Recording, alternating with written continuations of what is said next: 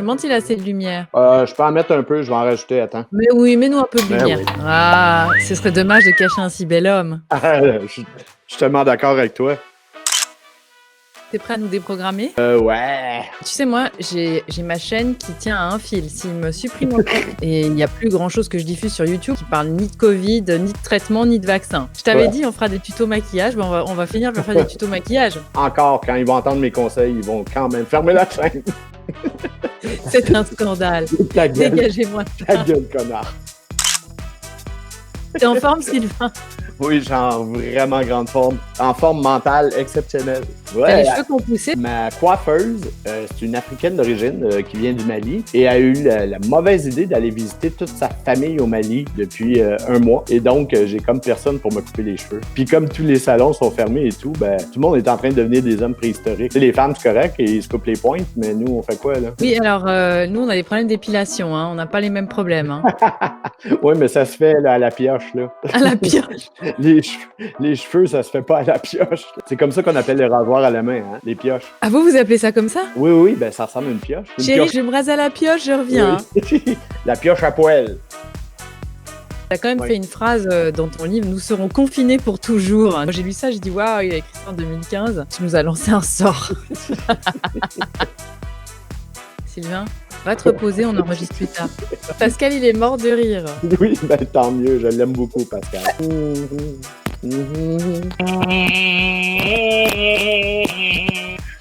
C'est dégueulasse, Sylvain. Comment elle va? C'est Elle est Chanson qui dit. Oui, alors Emma, c'est moi, je suis repartie et j'entends des explosions sous le sol. Il y a un blackout. Oui, il y a mon Wi-Fi qui fonctionne plus. Voilà, Bon, on a fini. Ça fait 24 minutes qu'on enregistre. Au revoir, les amis. déjà, hey, merci beaucoup d'avoir été là. Et puis on sera pas bloqué cette fois-ci sur YouTube. On a parlé de rien du tout. Et voilà, j'ai le nez qui coule maintenant. Je m'excuse, je m'essuie la goutte. Hum, J'ai pas le chauffage, j'ai pas payé la facture. J'ai suivi tes conseils. Maintenant, ils m'ont coupé. Poutine a coupé le gaz. Bon. Ouais. Tu me dis quand t'es prêt. Attends, je tousse un coup. Je me racle le fond de la gorge. Ok, tout est correct. Pascal, j'ai ton OK? C'est bon. Bonjour les amis, ça fait super longtemps. Sylvain, t'es de retour. Mhm. Mhm. On vous a préparé un programme d'enfer pour 2021 avec Sylvain. Je suis ultra heureuse de recommencer ces capsules. Sylvain, comment tu vas? Super bien. Je trouve que 2021 commence d'enfer et il y a peut-être un petit marasme quand même généralisé au niveau social, mais moi, ça va super bien. Donc, puis je suis tellement content qu'on parle enfin de la déprogrammation. Bah oui, alors les amis qui nous connaissaient, on n'a pas besoin de forcément vous rappeler ce qu'on a fait jusqu'à maintenant avec Sylvain, mais on va aussi s'adresser, Sylvain, si tu le veux bien, aux personnes qui nous prennent en cours de route, parce qu'il y en a aussi beaucoup encore qui découvrent ce qu'on fait. Alors, moi, je suis toujours très sérieuse pour résumer ce qu'on fait. Sylvain, il est complètement foufou, Non. mais Sylvain, il a fait quand même deux ouvrages. J'en ai un dans les mains qui concerne ce qu'on a fait jusqu'à maintenant, Guerre et mensonge. Mhm. Et les amis qui n'avaient pas vu ces capsules, allez les voir. Vous pouvez les trouver sur la playlist de la chaîne YouTube qui s'appelle Guerre et mensonges, ou vous pouvez même aller sur le site. Là, c'est encore plus simple. Sylvain, tu sais que maintenant, sur le site emmacruzy.com, tu as même les podcasts de nos vidéos, de l'histoire en vidéo. Donc, ça, kit main libre, en fait. On appelle ça le kit main libre. Ouais, non, c'est très cool. Puis je trouve ça le fun qu'en quelques heures seulement de vidéo, on a détruit toute une science sociale qui s'appelle l'histoire sur un air de jazz en plus, quand même. Sur un air de jazz. En quelques heures, on a quand même fait 17 vidéos. Donc là, vous avez de quoi vous tenir compagnie, je le dis tout le temps, avec un bon plat de pâtes, les amis, un bon verre de vin. Mhm. Et puis Sylvain qui vous raconte des choses atroces sur les fake news qu'on vous a apprises à l'école. Et là, on va partir sur un nouveau thème puisque Mhm. Guerre et mensonge, c'est derrière nous. Yep. C'est un livre donc sorti l'année passée, qui est toujours en vente. Vous pouvez retrouver les liens pour les ventes du côté du Québec chez Sylvain. Il suffit de suivre les liens, vous n'avez pas grand-chose à faire. Il suffit de cliquer en bas et puis on vous guide où vous devez aller selon ce que vous voulez faire. Mhm. Et maintenant, Sylvain, Moi, je suis comme une folle, en fait, parce qu'on a beaucoup parlé avant d'enregistrer cette vidéo. On Mhm, est, tous les 2 excités comme des puces parce qu'on va arriver dans cette nouvelle aventure pour commencer l'année 2021. Donc certaines personnes, découvriront ces capsules plus tard, mais c'est pas grave, je resitue quand même. mhm, Avec un livre que tu as écrit en 2015 quand tu as arrêté la télévision mhm, et qui est sorti pour la première fois en 2016 et il va être de nouveau disponible d'ici le mois de février 2021, les amis. mhm, Donc il ne faut pas beaucoup attendre, il y aura des précommandes bientôt ouvertes et ce livre des programmations, il tombe à pic, Sylvain. Les amis, figurez-vous que, bah, Sylvain, il y a 4 ans, il a écrit 4-5 ans, un livre sur la fabrication de l'information. mhm. C'est quand même, sacrément visionnaire aussi parce que je cite juste une phrase de ton livre avant que tu commences et que tu nous expliques pourquoi tu l'as écrit, parce que c'est le but de cette vidéo aujourd'hui, c'est que Mhm, tu nous mettes en jambe. Tu as mhm. quand même écrit une phrase en 2015: «Nous serons confinés pour toujours, de notre naissance à notre mort, à un simple rôle d'ouvrier au sein de cette grande fourmilière. Les humains survivants à la dépopulation vivront alors sous une tyrannie pure et simple imposée par un club d'industriels. Le pouvoir sera anglophone et ultra riche.» Oui. Voilà, voilà, Sylvain, tu as Ouais. posé le décor déjà au début de ton livre. Mm. Ben, c'était le jour où je me prenais pour Nostradamus, mais je ne savais pas encore à l'époque. Mais on est en plein là-dedans en ce moment. Ben, en fait, tu sais, pour le côté prophétique des choses, là, le fait que dès la déprogrammation, quand j'ai fait l'écriture, je parlais de plusieurs choses qui se passent aujourd'hui au niveau médical, au niveau et disons au niveau du contrôle surtout du monde et du fonctionnement désiré par nos élites qui sont toutes petites, là, mais du fonctionnement planétaire qu'ils veulent essayer d'imposer. Puis, mais il y avait quand même plusieurs indices. C'est un plan qui date depuis tellement longtemps qu'il il y avait déjà des articles là, à gauche et à droite qui pouvaient nous guider à travers ce qui était pour se passer.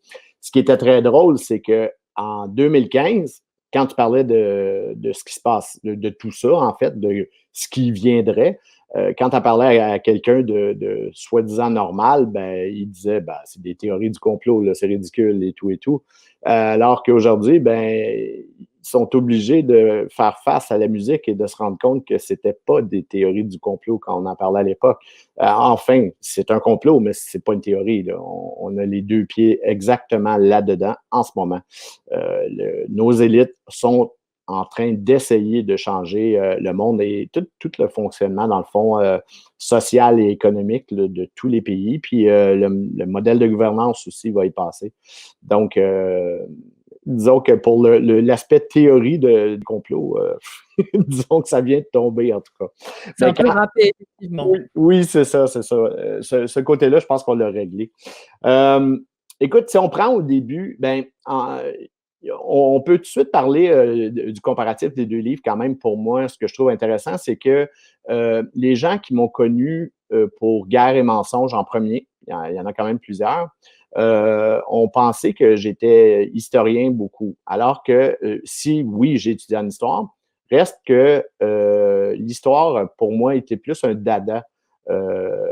C'est vraiment mon intérêt personnel pour l'histoire. J'en ai appris d'ailleurs beaucoup plus sur l'histoire à l'extérieur de mes cours d'histoire que dans mes cours à l'université pendant l'année que j'ai passé là-dedans.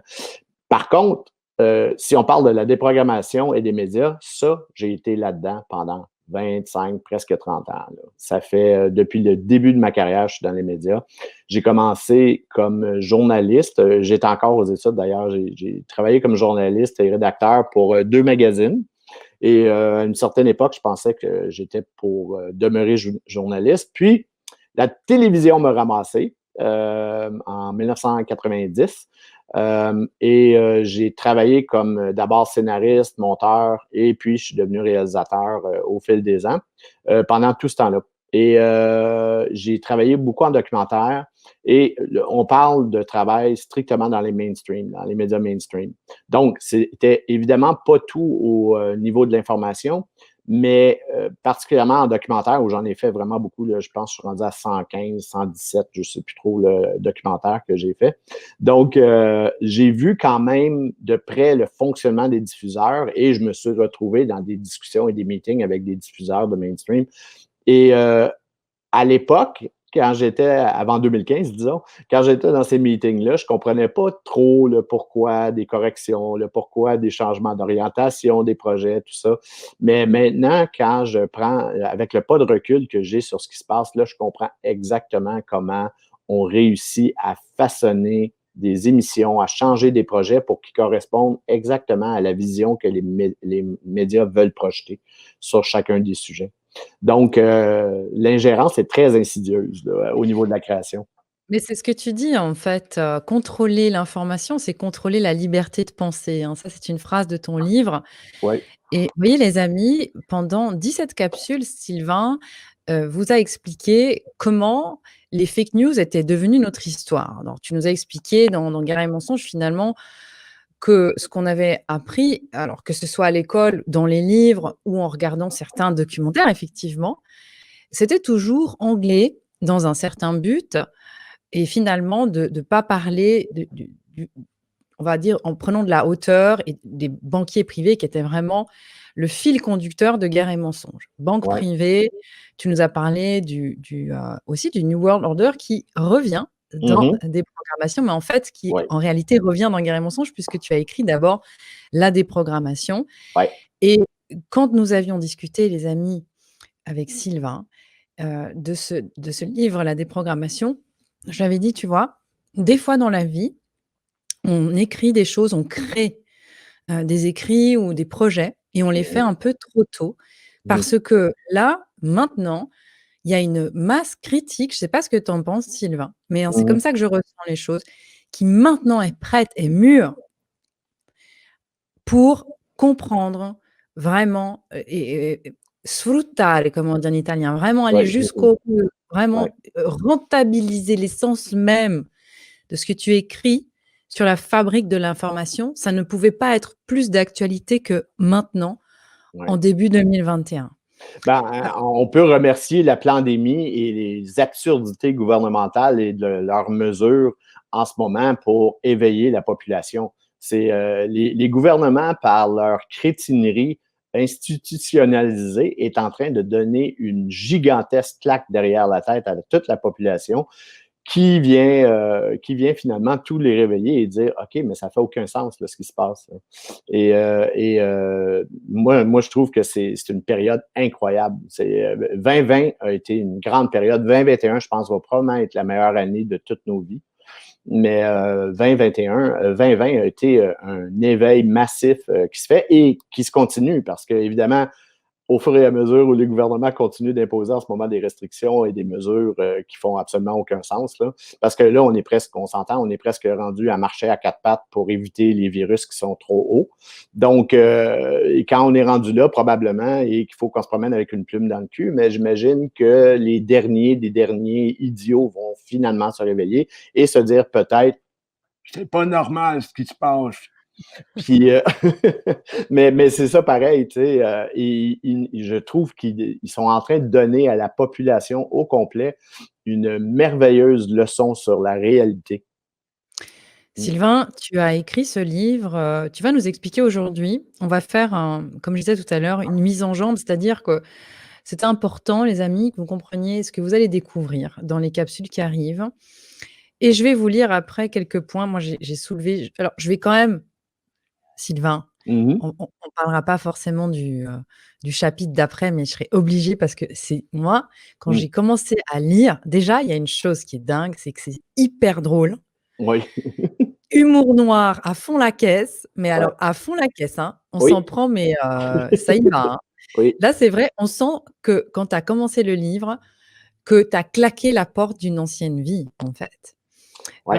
C'est ça, hein, Comment ça t'est venu cette envie, cette idée d'écrire ce livre, en fait? Ben, il faut que je raconte l'histoire parce que pour moi, ça a été tellement prenant, puis c'est ce qui fait que je suis rendu, en train de jaser avec toi aujourd'hui, là, ici. C'est que si je reprends l'histoire au complet, c'est qu'en deux rapidement quand même, mais en 2010, j'ai eu une rupture, avec un couple, donc mais j'en ai profité, moi, pour fermer la télé parce que j'ai toujours détesté écouter les nouvelles, OK? Même si je travaillais pour la télé et tout, les bulletins de nouvelles m'exaspéraient et là, j'en ai profité carrément pour fermer ma télé, mais pour de bon, sur les mainstream médias. Et donc, ça a pris 5 ans avant de me retrouver dans une situation où, au cours d'un tournage, on me parlait d'actualité sur la Syrie. Et donc, on est au printemps 2015 et je ne sais même pas que la Syrie est en guerre parce que je n'écoute effectivement pas les nouvelles et je ne lis plus les journaux depuis 5 ans. Et ça faisait 4 ans que c'était parti en Syrie. Et là, on m'a raconté le Bachar el-Assad, le cruel dictateur sanguinaire qui est en train de gazer toute sa population et tout. Et je trouvais juste que ça faisait pas de sens qu'on me racontait et tout ça. Puis comme j'écoutais pas de nouvelles, j'étais aucunement influencé par tout ce qu'on peut me dire à l'extérieur de Bachar el-Assad, le cruel dictateur sanguinaire. Mais donc, je me suis mis à chercher ce soir-là. Pour moi, c'est un moment de grâce qui est arrivé à ce moment-là. Puis, je me suis mis à chercher sur Internet, dans le fond, ce qu'on disait sur Bachar el-Assad. Et en fait, je voulais juste corroborer ce que les gens de mon équipe technique de tournage m'avaient parlé pendant la journée. Et je suis tombé effectivement sur les articles mainstream qui corroboraient tout à fait les gens. Et par hasard, mais vraiment par hasard, je suis tombé sur des articles qui étaient complètement à l'opposé sur Bachar el-Assad, mais qui expliquaient en plus que les médias mainstream mentent à répétition. Et donc, là, pour moi, là, ça a été une révélation, mais totale à ce moment-là. Et comme je suis curieux, et je me suis mis à chercher et à chercher. Et je me rendais compte de plus en plus que tout ce que disons, les sites alternatifs, les reportages alternatifs, les médias qui sont pas liés avec les mainstream, tout ce qu'eux disaient faisait plus de sens que les mainstream par après coup. Parce que, tu sais, juste ce qui m'a fait pour moi la part des choses pour Bachar el-Assad, c'est que ça faisait 4 ans que la Syrie était en guerre à cette époque-là. Et on parle d'un dictateur cruel qui gaze ses familles. Premièrement, Bachar el-Assad, lui, n'a pas accès à ces bombes. On parle donc de l'armée de Bachar el-Assad qui gazerait la population. Mais encore là, les gens de l'armée, c'est leur famille qui se retrouve dans les rues. Donc, on parlerait des commandants qui commanderaient de bombarder de gaz leur propre famille. Donc, déjà, ça n'avait pas de sens. Et surtout, 4 ans après, je me rendais compte qu'il n'y avait aucune ou à peu près défection dans l'armée syrienne. Donc, s'il n'y a pas de défection, ça fait 4 ans qu'on défend la Syrie, puis que ça ne se peut pas qu'on n'ait pas renversé Bachar el-Assad à ce moment-là. C'est impossible. Donc, c'est pour ça que tout le bazar qu'on essayait de rentrer dans la gorge par les médias, c'était improbable et quasiment impossible. Donc, c'est pour ça que tout ce que je lisais faisait infiniment plus beaucoup de sens. Puis, comme évidemment, là, on tombe dans mon intérêt historique pour les choses, là, j'ai commencé à regarder aussi des trucs fascinants dans l'histoire pour savoir la réalité sur ces choses-là. Le premier étant l'assassinat de JFK. Là, j'ai commencé à fouiller l'assassinat de JFK. Je connaissais évidemment l'histoire officielle, puis je connaissais aussi celle de Oliver Stone, qui était un peu dissidente, mais pas tant quand même. Là, c'était bon. Mais je me suis mis à chercher et là, j'ai découvert. Là, c'est là que la boîte de Pandore a ouvert, puis là, je suis rentré dedans.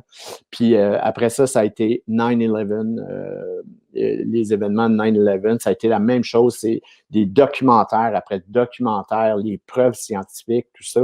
Puis j'ai assez de curiosité et je suis assez intellectuellement potent pour essayer de faire la part des choses justement dans ce qui est vrai, ce qui n'est pas vrai. Et évidemment, après ça, c'est devenu le plus difficile, c'était de faire la part des choses sur la crédibilité des sources. Donc, je me suis mis à chercher sur qui est propriétaire de quoi dans les chaînes de diffusion, dans les journaux et tout ça.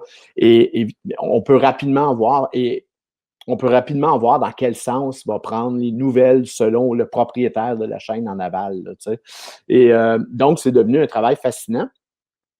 Et plus je rentrais, plus je me rendais compte. Et j'ai eu un moment où j'ai arrêté le YouTube sur ma télé. J'ai arrêté, puis j'ai eu un rush de sang dans ma tête. Puis j'ai dit, il faut déprogrammer les gens.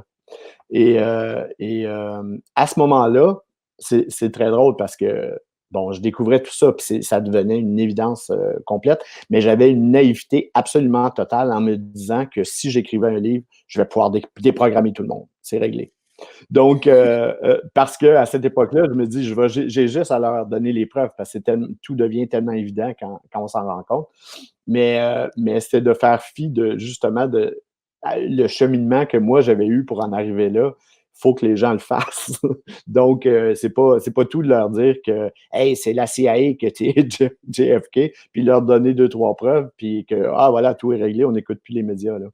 Donc, j'avais vraiment une naïveté par rapport à ça, mais j'avais une volonté de faire par rapport à ce que je voulais faire. Et c'est devenu une mission. Et je travaillais pendant l'été 2015, mais je me suis retrouvé avec une période de 3 mois où j'étais entre des contrats en télévision et j'ai décidé de rien prendre pendant 3 mois. Et à partir de octobre 2015 jusqu'en décembre 2015, je me suis mis à écrire pendant 20 heures sur 24. Donc, 20 heures sur 24, tout en faisant de la recherche aussi à mesure. Mais faut pas oublier que j'avais passé l'été à chercher là, des trucs. Là. Puis, ce que je me rendais compte aussi, c'est que j'avais pas besoin d'acheter 45 livres là, pour aller m'aider, tout ça. J'avais pas besoin de lire tant que ça. Ce que j'avais besoin, tout était sur Internet aussi. Donc, c'est pour ça que dans la déprogrammation, et tu as le petit A commercial qui remplace le A, c'est que pour moi, tu peux le faire à travers Internet. Puis c'est important aussi de comprendre que Internet étant pendant très longtemps non censuré, donc, là, on commence à voir le contre-coup de ça, mais comme ce n'était pas censuré, c'était presque la seule solution pour réussir à se déprogrammer parce que si on voulait trouver des versions qui challengeaient un peu les journaux et les bulletins télé, il fallait, sur des médias traditionnels, il fallait aller sur Internet et trouver ces choses-là. Donc, Internet devenait hyper intéressant pour l'éveil des gens, pour le nourrir, pour le confirmer, pour chercher et tout ça. Et c'est pour ça que, dans le fond, dans la bibliographie, j'ai très peu d'extraits de livres, mais énormément de liens qui étaient sur Internet. Évidemment, plusieurs ont disparu depuis parce que on sait que la censure depuis quelques mois est extrêmement lourde. Pourquoi? Ben, c'est simple. C'est qu'aujourd'hui, on s'est rendu compte qu'il faut qu'ils contrôlent le contenu d'Internet s'ils veulent continuer à contrôler la pensée des gens. Parce qu'évidemment, la télé conventionnelle est mourante. Il n'y a plus personne ou à peu près, qui croit les bulletins de nouvelles. Si on regarde les sondages partout, c'est vraiment lamentable, là, ceux qui ont encore confiance aux nouvelles. Puis les journaux aussi sont mourants. Les journaux papier sont mourants. Donc, ils n'ont pas le choix de maîtriser et de contrôler et de filtrer tout le contenu qui va se retrouver sur YouTube, Facebook, les médias sociaux, tout ça, s'ils veulent continuer à nous programmer parce que sinon, ça leur échappait complètement. Tu vois, Sylvain, on se rejoint tellement et quand on s'est rencontrés, c'était dans le concept, Guerre et mensonges, c'est un univers d'histoire et sans le savoir, on se retrouve dans ce qui est ma grande passion depuis un bon moment, hein, on va dire bien 20 ans sur le fonctionnement. Alors tu parles aussi de la psychologie de masse, hein. Moi, c'est vrai que c'est ma grande passion, comme tu le sais, l'ingénierie Mhm. sociale et tu parles aussi de ça, hein, parce que je vais évoquer les amis, vous vous allez retrouver ces thèmes-là dans les capsules de la déprogrammation. Donc on a effectivement la psychologie de masse, la pub, Ouais, le contrôle de la pensée évidemment, la ouais. propagande, l'influence des médias. Mm. Bon, politique et complot, ça va de pair, Sylvain. On va Oui. forcément vous refaire des piqûres de rappel. La dépopulation, Mhm. Mhm. les organismes de répression, les Mhm. sociétés secrètes, Oui. On n'aime pas ça, nous, les sociétés secrètes. On n'aime pas apprendre des trucs. Ouais. Le système monétaire, MK Hein. Ultra, ça va être un sacré, sujet. Ouais. Financement de tests humains. Alors, Mhm. là, en fait, on c'est quand même du lourd, là, ce qui se prépare, Sylvain. Ouais. Ouais. Tu en vois? Et en fait, j'aimerais juste vous lire une phrase, les amis. J'adore. Ça, c'est typiquement dans la déprogrammation, vous allez pouvoir trouver ce ton-là. Mhm. Et comme je disais, tu écris comme tu nous parles, en fait. On a l'impression que tu es à côté de nous. En plus, il y a plein de gens qui nous ont écrit après Guerre et mensonge en nous disant: «Ah, je lis le livre de Guerre et mensonge avec l'accent québécois». C'est très drôle, ça. Mm. Donc tu écris, Sylvain: «Je suis monsieur tout le monde, j'ai travaillé fort, payé mes impôts sans me plaindre et fermé ma gueule toute ma vie». Mhm. C'est ce que tu te C'est souviens ça, de ça? hein, quand même. Oui. Mais en fait, j'adore parce que Mm. on se reconnaît tellement. Enfin, si on se Ouais. reconnaît pas, c'est qu'effectivement on roupie un petit peu là. Oui. Et ça aussi, je vais quand même vous faire ce résumé-là parce que quand j'ai lu ce passage-là, Sylvain, je me suis dit: «Waouh, Mm. enfin quelqu'un qui pense comme moi». Et les amis, je suis sûre que depuis chez vous, quand vous allez entendre ce que je vais vous lire là, vous allez vous dire: «Waouh, on se sent aussi moins seul». Mhm. Où est-il écrit qu'on doit travailler 5 jours par semaine et donner 35 de nos revenus à une poignée d'individus qui en feront ce que bon leur semble? Mm. Qui a décidé que les enfants doivent passer la majorité de l'enfance assis sur une chaise à se taire? Auriez-vous besoin d'obéir à une autorité pour marcher droit? Dans votre monde, est-ce que les femmes auraient besoin de lutter pour être les égales des hommes? Est-ce que la couleur de la peau déterminerait le destin des gens? Mm. Qui a décidé que c'était légal d'imposer un système d'intérêt absurde sur les hypothèques qui vous fera payer 3 fois le prix de votre maison au bout de 25 ans? Mm. Auriez-vous besoin d'une religion pour vous dire que voler, violer et tuer, c'est mal ou ça irait de soi? L'école vous inculque 3 dogmes qui resteront bien ancrés dans vos têtes. Mm. Votre vie ne vous appartient pas. Vous n'avez aucune liberté individuelle et vous devez obéir à l'autorité. Elle vous prépare à mener une vie de petite fourmi, ouvrière, obéissante. Voilà. Mm. Ça, les amis, vous retrouvez dans l'intro de Mm. la dépro. Est-ce que ça résume bien l'ambiance du livre, Sylvain? Oui, tout à fait. En fait, je pense dès le prologue, ce que je voulais aussi rapidement placer, c'est que souvent, on va essayer de discréditer un livre qui parle aussi généraliste comme ça parce que je suis pas médecin, parce que je suis pas ci, je suis pas ça, je suis pas ingénieur. Donc, tu parles de trucs que tu connais pas, tout ça. Euh, il y a deux choses que je connais vraiment très bien, c'est la géopolitique l'histoire, mais il y a une qualité que j'ai, c'est que je suis vraiment logique. J'ai un esprit analytique cartésien et c'est ce qui me permet de faire la part des choses dans peu importe le sujet ou le thème que je vais développer. Donc, c'est pour ça que je pouvais pas tout inventer. Donc, je me suis sourcé de tous les côtés. Il y a plein de monde qui ont fait des travaux exceptionnels sur tous les sujets que je voulais aborder, tout ça. Et pour moi, c'est devenu vraiment comme une enquête où tu recoupes le tout là, et mon esprit cartésien me permettait de faire la part des choses. Mais du point de vue du citoyen ordinaire en même temps. Parce que moi, je m'éveillais à ce moment-là en faisant ces recherches-là, en faisant ces analyses-là. Et au fond, là, je partais sur le même pied que tout le monde quand, au printemps 2015, j'ai commencé à m'éveiller, j'étais sur le même pied qu'absolument tout le monde. Je veux dire, oui, je travaillais, puis j'avais une job, puis j'avais du fun, puis tout allait bien et je fermais ma gueule parce que je disais rien sur rien, parce que je ne savais pas ce qui se passait, tout simplement. Étant dans les médias, évidemment, j'avais une voix pour m'exprimer. J'étais quand même chanceux. Mais ma voix ne sortait pas du lot, disons. Et donc, je partais vraiment comme Monsieur Tout le Monde pour regarder la réalité, pour commencer à l'explorer avec eux autres. J'avais l'impression que j'étais un bon représentant pour eux, pour fouiller à l'intérieur de ça. Et d'ailleurs, on parle d'humour, mais j'ai écrit de l'humour en tant que scénariste en télévision.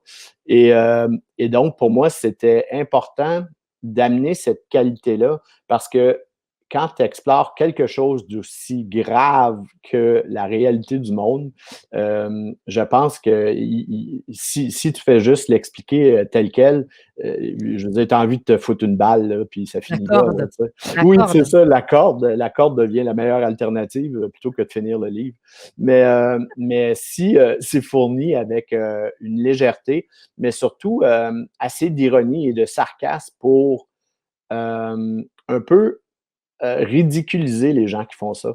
Ça, c'est pour moi, là, c'était tellement important parce que tous ceux qui nous font ces trucs-là sont tellement ignobles que je pense qu'ils méritent tout à fait les sarcasmes et l'ironie que je suis capable de leur donner.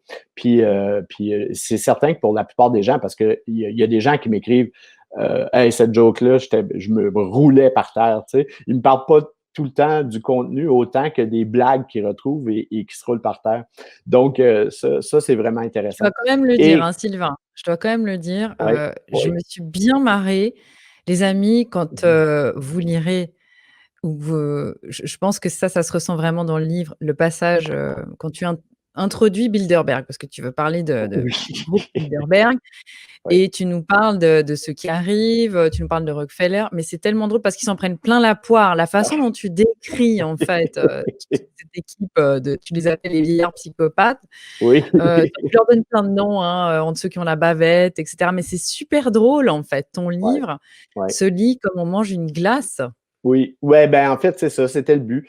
Puis, c'est parce que, en plus, c'est que dès le début, ce que tu lisais tout à l'heure, le premier passage que tu as lu, dans le fond, c'est important parce que non seulement, bon, je découvrais que la réalité du monde était complètement différente, mais à ce moment-là, c'est que c'est possible de se poser des questions sur ce qu'on pense qui est simplement normal, ce qui est acquis, des choses sur lesquelles on ne se questionne jamais. Puis après ça, quand tu te questionnes, quand tu te poses cette question-là, tu te dis, mais effectivement, pourquoi c'est comme ça? Pourquoi est-ce qu'on permet aux banques de nous faire payer notre maison 3 fois le prix en 25 ans? Quand tu y penses, là, nous autres, c'est normal. C'est comme ça que ça fonctionne. La banque te prête de l'argent, toi, tu payes des intérêts, puis tu dis, ouais, ben, je finis de payer dans 25 ans, puis au bout de 25 ans, tu dis, fuck, ma maison de 150 000, je l'ai payée 450 000, là, finalement. Mais comment ça se fait qu'on permet ça? Je veux dire, c'est insensé, là, à la base. Donc, puis aussi, je pense, ce qui est important aussi de bien placer dès le début, c'est de se rendre compte qu'à l'extérieur de notre petite bulle, chacun de nous individuellement, ben, il faut se fier à très peu de sources pour savoir ce qui se passe ailleurs. Moi, ce qui se passe dans la ville de Québec aujourd'hui, là, je ne suis pas dans la ville de Québec, c'est pourtant pas loin, là. Mais ce qui se passe là-bas, comment je peux l'apprendre? Ben, il y a seulement 3 sources. Il y a 3 sources qui peuvent me l'apprendre. OK? Il y a, premièrement, les médias, évidemment, parce que les médias vont me dire les nouvelles de ce qui se passe dans la ville de Québec. Il y aurait l'éducation. Si j'allais à l'école aujourd'hui, ben, l'éducation va te fournir des renseignements sur la ville de Québec, tout ça. Et le troisième étant nos amis, ceux qui sont dans la ville de Québec ou qui ont été dans la ville de Québec et qui sont capables de te parler de la ville de Québec. Mais si on regarde de plus près, on a nos amis, ben, premièrement, s'ils ne sont pas sur place, ben, ce qu'ils vont connaître de la Ville de Québec, ça va être les mêmes sources que toi, à travers l'éducation et les médias. Donc, on peut presque éliminer les amis parce que si on veut parler du Brésil, par exemple, ben, je n'ai pas d'amis au Brésil. Donc, savoir ce qui se passe au Brésil, il reste juste l'éducation et les médias. Et si on regarde maintenant qui contrôle l'éducation et les médias, ben, ça reste en bout de ligne les gouvernements et les milliardaires de la plutocratie qui sont protégés par les gouvernements. Et les médias appartiennent tous à des groupes et des conglomérats de milliardaires qui ont évidemment pas les mêmes intérêts dans la vie que toi puis moi, Emma, qui travaillons et payons nos impôts. Donc, c'est pour ça que c'est là où on se rend compte qu'on peut créer une fausse réalité, mais vraiment totalement fausse, du monde et de ce qui se passe ailleurs, simplement en contrôlant les médias et l'éducation. Et tout ça est contrôlé par les mêmes personnes. Donc, c'est là où on se rend compte, une fois que ça c'est bien assimilé, là, mais pas juste entendu, là, mais bien assimilé, et qu'on se pose les questions effectivement sur les rouages et qui contrôle l'éducation, comment est contrôlée l'éducation à travers l'UNESCO et tout ça. Donc, on parle de l'ONU, on parle du gouvernement, de ceux qui voudraient être le gouvernement mondial, là. Donc, on parle des méchants. Et donc, ça, c'est l'éducation est contrôlée à travers ça. Puis du côté, tu as les médias qui sont tous des milliardaires et qui sont tous liés à cette même gang de contrôlantes-là. Donc, on peut nous faire croire absolument tout ce qu'on veut. Et, Oui, mm, tu vas nous parler aussi de, finalement de la racine, hein, parce que souvent on parle, bon, du média en tant que tel ou de celui qui possède le média, bon, très bien. Et toi, mm, tu vas nous parler, alors on en a déjà un peu parlé dans Guerre et mensonges, la commission trilatérale, ouais, le CFR, le Conseil des relations étrangères, ouais, le groupe ouais, Bilderberg, ouais, évidemment. On Tu vas nous faire quelques gossips ouais. aussi, tu nous parleras brièvement de George Clooney, ça je vous l'avais promis les filles, Mhm. hein, mais bon, il y en a qui vont être déçus peut-être. Ouais, c'est ça. Ben, c'est avec Mais étonnement que je me suis rendu compte qu'il était effectivement membre du Council on Foreign Relations, du CFR, Clooney, et quelques autres personnalités des médias qui sont membres de ça, là. c'est ça, c'est qu'en fait, toi, tu vas prendre le Mm, la racine, en fait, de tout ça et tu vas nous expliquer comment, en fait, on fabrique. La vraie usine à information, c'est pas juste là, on parle beaucoup de Reuters, AFP et cetera. Mais toi, tu vas pas, en fait, hein, j'ai pas vraiment vu ces noms-là dans ton livre. Toi, tu mhm, vas mhm. aller, un peu plus loin quand même, beaucoup plus loin même. Ouais. Et tu nous parles effectivement, comme tu le disais tout à l'heure, Mhm. beaucoup du rôle de l'éducation. Donc au départ, le mensonge, Ouais. 1er step. On est presque dans le thème de la subversion dans ton livre, hein. Ouais. 1er step, l'école et Ouais. alors là, on se rejoint encore, on a beaucoup de points communs sur ce livre les amis, Ouais. si on pouvait faire des capsules de 3 heures là-dessus, moi je suis partante, hein. Je dis: «OK, il suffit juste de mettre en commentaire et on y va, hein». Ouais. Donc l'école avec, bah, l'éducation, les livres, tout Mhm. simplement, les amis quand vous étiez à l'école, quels étaient les livres? Qui avait écrit les livres? Et c'est vrai, comme tu dis Sylvain, toi tu as une approche Mm. follow the money, Oui, toujours. suivre l'argent. Mhm. Ce qu'on nous a pas appris à l'école effectivement, c'est d'aller, suivre la source, le tout début de qui a écrit, qui Mhm. finance. Et ensuite, tu nous parles des outils du contrôle intégral de la pensée. En Ouais. 2e step, c'est-à-dire une fois qu'on vous a bien modélisé à l'école, Mhm. on prend, bien on vous flanque sur le canapé. Oui, c'est ça. Et en gros, c'est ça, Sylvain, que tu nous dis, Oui. bah, voilà, ce que vous voyez derrière votre écran, que ça vienne de la chaîne A, B ou C, ben, voilà en fait qui décide derrière. C'est ça. Ben, en fait, c'est ça, on va pouvoir en parler dans les prochaines capsules, mais tu sais, c'est de se rendre compte à quel point on utilise les mêmes techniques que la publicité à l'intérieur de la propagande qu'on nous sert. Donc, il y a vraiment, au niveau du contrôle de la pensée, c'est quelque chose qui a été étudié, qui a été pensé, qui a été et donc avant, il faut, d'après moi, comprendre tout le schéma là, médiatique et qui contrôle quoi. Là. Puis une fois qu'on comprend cette chose-là, après ça, c'est de rentrer dans les techniques, puis qu'est-ce qu'on a fait pour vous faire croire et comment on a fait pour vous faire croire tout ça. Et aussi, évidemment, on va explorer le pourquoi. Pourquoi on a voulu vous faire croire autre chose et c'est dans l'intérêt de qui a fait ça. Dans le fond, c'est ça, c'est que quand on me demandait de résumer le livre de la déprogrammation quand je l'ai écrit, c'était les rouages de la désinformation, mais surtout le qui, comment, pourquoi et quand de tout ça.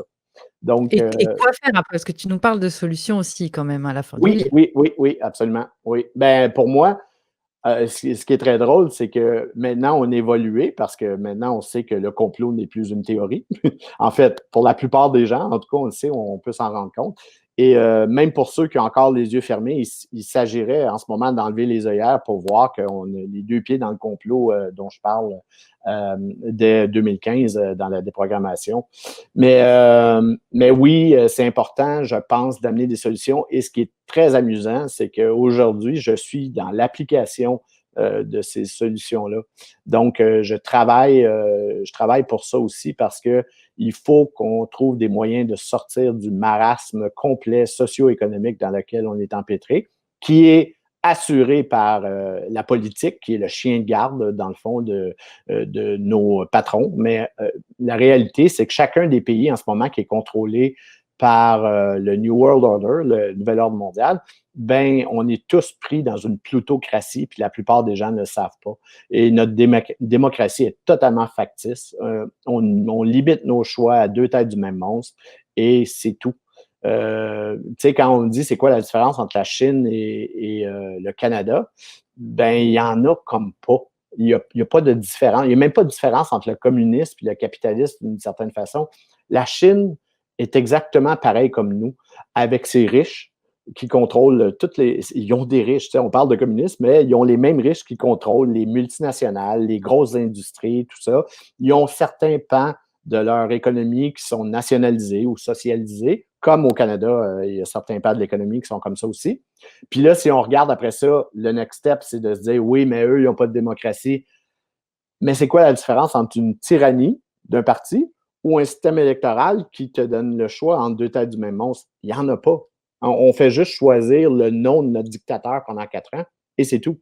Parce qu'il n'y a absolument rien dans le changement du fonctionnement de la société qui va changer. Et les médias sont là pour te faire croire le reste, pour te faire croire que c'est important de voter. C'est le devoir de tout citoyen de voter. Et donc, c'est important d'aller voter quand vient le temps des élections, alors que ça ne change absolument rien. C'est que on ne fait que faire croire. Les médias sont là pour faire croire à une réalité qui n'existe pas. Nous ne sommes pas dans une démocratie. On peut le voir en ce moment. On a des gouvernements qui sont en train, en ce moment, d'appliquer des mesures, de décider pour tout le monde, alors qu'il n'y a rien de tout ça qui était dans leur programme électoral aux dernières élections. Là. Tu sais, je veux dire, il n'y a personne qui aurait voté pour un parti qui présentait un programme comme aujourd'hui, on essaie qui offrirait un couvre-feu à 20 heures, puis je veux dire, ça serait impossible. Donc, on se rend compte qu'on est dans une tyrannie complète, la même chose qui pourrait être en Chine, quoique j'ai l'impression qu'en Chine, en ce moment, ils sont plus libres. Et la Corée du Ils Nord. ont fait il y a quelques semaines ou quelques mois en arrière des techno-parties. Donc, effectivement, bon, après, ce sont des cultures vraiment différentes. Mais il y a Oui. une chose, moi, qui m'a frappée quand j'ai aussi arrêté. Je suis aussi sevrée, les amis. Mm. Je me suis sevrée en 2005. Et en fait, quand j'ai arrêté la télévision, ce qui m'a frappée, c'est le silence. Ouais. Et moi, en fait, tu vois, tu parles beaucoup de toutes ces infos, tous ces pour Ouais. moi, en fait, ça me fait penser au bruit. Et j'ai toujours une image qui me vient, les amis, quand vous décollez. Alors maintenant, on prend plus trop l'avion, hein, c'est un peu has-been. Oui, c'est compliqué là, en ce moment. Mais souvenez-vous quand vous preniez l'avion et c'était couvert, à chaque fois quand vous décollez la journée, peu importe le temps, quand vous passez les nuages, au-dessus, il fait beau, Ouais, c'est toujours. tout calme. Oui, Et en fait, tu vois, toute cette couche d'infos, de médias, moi, je vois ça comme cette couche-là de bruit. oui, oui, Et oui. en haut, c'est paisible. Tu as la place pour te poser des questions. Tu disais tout à l'heure Ouais, l'importance de se poser des questions. Mais Sylvain, je sais pas vous au Québec, mais en Europe, à l'école, on nous a pas appris à poser des questions, on nous a appris à répondre. absolument. Ben, en fait, c'est ça, c'est que dès le début, il faut comprendre que le système d'éducation n'est pas là pour nous apprendre quoi que ce soit, sauf l'obéissance. En fait, c'est ça. Puis c'est l'obéissance à tous les niveaux. C'est-à-dire que, premièrement, il y a des règles. Écoute, essaye juste d'imaginer, parce qu'on ne se pose jamais la question, mais moi, là, j'ai envie de pisser. OK? C'est ma vie. C'est ma vie, là. Donc, si j'ai envie de pisser, ben, je vais pisser dans la vie et c'est tout, là. Ma vie m'appartient et je n'ai pas à demander la permission. Et pourtant, à l'école, on t'apprend à lever la main, à demander la permission pour aller pisser. Mais juste ça, à la base, là, c'est fou. Je veux dire, et le professeur va t'accorder ou non la permission d'aller pisser. C'est fou, là, Alors, quand tu y penses. heu, c'est vrai que moi, j'ai fait plusieurs styles d'école et j'ai toujours dû demander. Mhm. Et ma fille est dans une école Montessori et Ouais, je ne sais pas si tu sais comment ça fonctionne, les amis, un peut-être peu. vous savez, je pense que vous devez savoir, mais je précise pour ceux qui savent pas. C'est un système où il y a pas de bureau à proprement parler pour les élèves Mhm. et ils ont pas, en fait, une heure de cours précise avec un prof qui parle de certaines choses, en fait. Ils sont très autonomes dans leur apprentissage, donc ils vont faire pipi quand ils veulent. À Oui, partir du moment déjà. où il y a des consignes très claires, de Oui, respecter le calme, donc ils font jamais de discipline. Les profs, c'est dingue, les élèves sont super, ouais, ouais, responsables en fait, aussi de leur travail et des autres et c'est vrai ce que tu dis maintenant, ça me semble fou parce que bon, moi, ça fait longtemps que, ben, voilà, hein, c'est fini les études pour moi ouais, et quand je vois ma fille, elle est dans une école où c'est pas du tout comme ça, hein, c'est vrai. ouais. Ben non, puis c'est ça. Puis après ça, tu sais, on peut regarder tout le programme scolaire aussi, puis se rendre compte que plus ça va dans le temps, plus on avance, plus on élimine les arts. Donc, la création, parce que évidemment, les arts ouvrent l'esprit et tu pourrais en devenir dissident là, tranquillement, là, et glisser vers la dissidence si tu te mets à poser trop de questions et tout ça. Parce que, évidemment, la création artistique, ça reste le concept et ça reste. Tu te poses des questions. Donc, on diminue beaucoup l'importance des arts aujourd'hui et c'est extrêmement lamentable, mais on n'a pas non plus des cours sur l'esprit critique. Il n'y a rien, rien, rien pour développer l'esprit critique. Moi, ce qui m'a frappé, c'est que dans le fond, ma sœur reste en Australie, elle est à Melbourne, puis ses filles vont dans un collège privé et au secondaire, donc l'équivalent du lycée, je pense. Mais il y avait des cours de critical thinking, d'esprit critique. Et ça, ça m'a marqué parce que dans le fond, c'est que les collèges privés sont moins liés à l'éducation nationale en Australie qu'ils le sont au Canada. Donc, ils sont capables de créer des cours et d'imposer des cours comme ça qui devraient être absolument nécessaires. Ça devrait être le premier cours auquel on a accès. Et si ici, on a des cours de philosophie qui sont généralement extrêmement plates parce qu'on parle de tout ce qui n'est pas intéressant en philosophie dans ces cours-là. Donc, c'est pour te désintéresser de philosophie, autrement dit. Mais on devrait tellement développer l'esprit critique, puis d'être capable de prendre du recul, puis d'être capable d'arrêter de gober ce qu'on nous donne comme tout. Et tout l'école est basé sur du par cœur. Apprends ça par cœur. Ben, et c'est vraiment mange ce qu'on te donne à manger, puis c'est tout, puis pose-toi pas de questions. Bah, l'histoire, d'ailleurs, en est un super exemple, hein, tu vois? Parce que combien de personnes ont dit: «Moi, avant de découvrir Sylvain et Guerre et mensonges, je détestais l'histoire. C'était Oui, une c'est super ça. méthode à apprendre par cœur, je comprenais rien». Oui, c'est ça. On comprend rien, mais non seulement ça, mais c'est pas intéressant.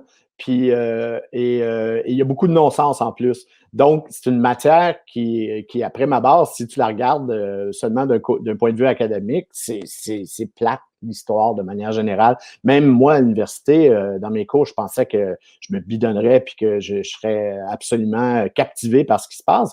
Puis, à part un ou deux cours où c'était effectivement le cas, mais c'était lié à la personnalité des professeurs, ben le reste, c'était plate. On te donne du par cœur, et il y a jamais on se pose jamais de questions sur rien de ce qui s'est passé. On remet rien en question, c'est juste les livres, puis ça te dit c'est quoi l'histoire et ça finit là. Donc pour moi, c'est pour ça que l'intérêt pour l'histoire, je l'ai développé beaucoup plus à l'extérieur. Et évidemment, grâce à la déprogrammation, je me suis déprogrammé. Et là, j'ai commencé dès le début, mais dès la déprogrammation, on va en parler, mais à me demander, mais qu'est-ce qu'on nous a caché à travers ça, à travers ce contrôle de l'information-là? Qu'est-ce qu'on a pu nous cacher à travers le temps? Et c'est là que c'était comme une autre boîte de Pandore dans l'immense boîte de Pandore, c'est-à-dire que l'histoire au complet était falsifiée là, de A à Z. Là. Alors Mm. dis-moi Sylvain, les personnes, qui sont là maintenant en train de se dire: «Mais, combien de temps il faut pour se déprogrammer alors?» À peu près? Euh, Ben, c'est difficile à dire, ça dépend du niveau d'endoctrinement. Ce qui est assez intéressant, je me suis rendu compte, ça,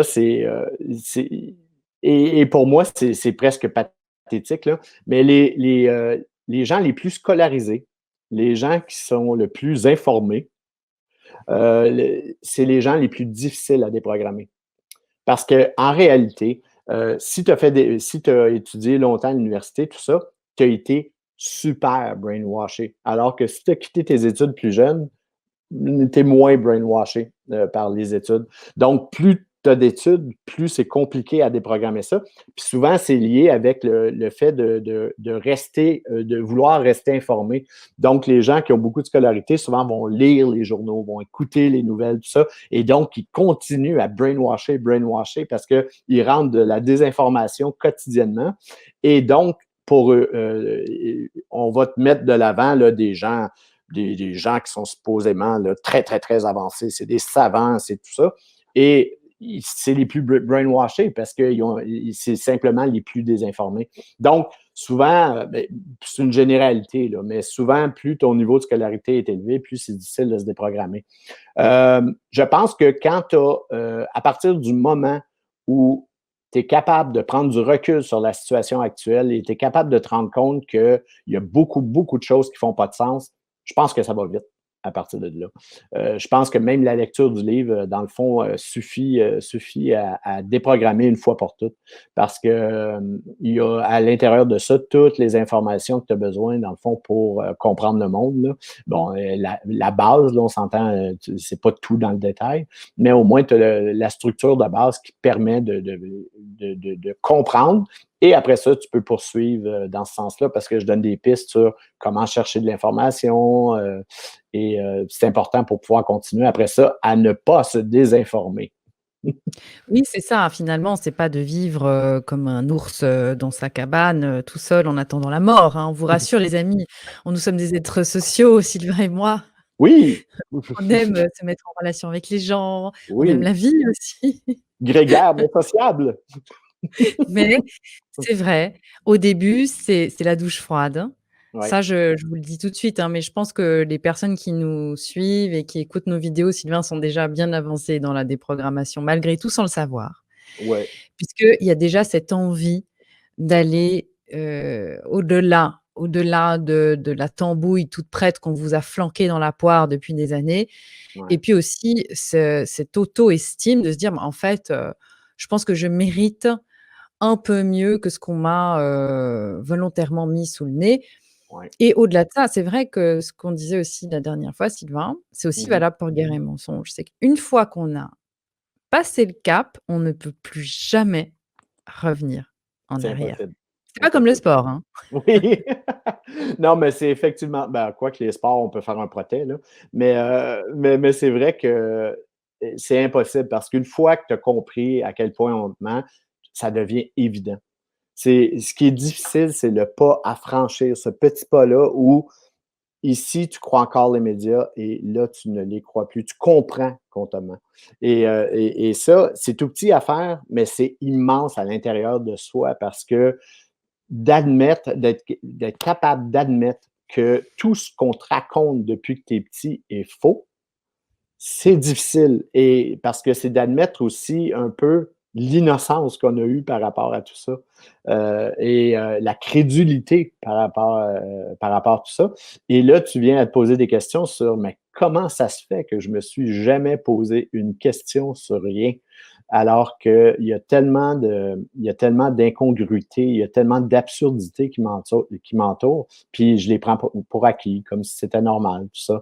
Donc c'est difficile d'être capable là, de laisser notre ancien soi derrière, puis de devenir le nouveau soi où on ne me mentira plus. Mais quand on est rendu là, on ne revient plus derrière. C'est absolument certain. En tout cas, les amis, il y aura des surprises tout au long de ces capsules. Vous pouvez déjà nous écrire, sur le mail qui est en lien de cette vidéo, sur le site emmacruzy.com parce que vous pourrez nous poser vos questions aussi. Ça, c'était Sylvain, la surprise, de ces nouvelles capsules parce que, on parle beaucoup de questions d'information, mais les questions qu'on se pose soi-même finalement. Et Ouais. moi, alors là, je suis une vraie compétitrice pour ça, hein, Sylvain. Je me pose des fois des questions, très avancées. Oui, Je je dis: «Mais» sais. alors, vous pourrez partager vos questions. Il y aura aussi probablement des lives, organisés puisque ça, on voulait le Ouais, faire et c'est vrai qu'il y a eu tellement de c'était tellement intense, c'est toujours tellement intense, ces dernières semaines qu'on a repoussé un petit peu. Mais Sylvain et moi, on sera ravis de faire des questions et réponses en live aussi. Donc on pourra faire, ouais, un méli-mélo et aussi vous retrouver dans des moments, complètement spontanés. Nous, on aime bien ça, hein, ouais. Sylvain. Oui, oui, puis c'est ça, en ce moment, faire un live, on aurait 1000 fois la même question. Mais qu'est-ce qui arrive avec Trump? Mais, mais donc, on va attendre de savoir qu'est-ce qui arrive avec Trump, puis après ça, on pourra parler d'autres choses aussi. Oui, et on va se retrouver donc la prochaine fois avec le premier chapitre de la déprogrammation et ce premier chapitre s'appelle justement, la programmation. Vous pourrez découvrir, mettre les jeter, à pieds joints, dans finalement, comment on peut appeler ça? La guerre de l'ego? Parce que comme tu disais tout à l'heure, tu parlais de crédulité, mais c'est vrai qu'à un moment donné, il va falloir mettre l'ego de côté. Je pense que les amis, vous êtes déjà tous partants pour ça, hein, et de Mhm. se dire: «OK, on va voir quel est le niveau de programmation que nous avons». Oui.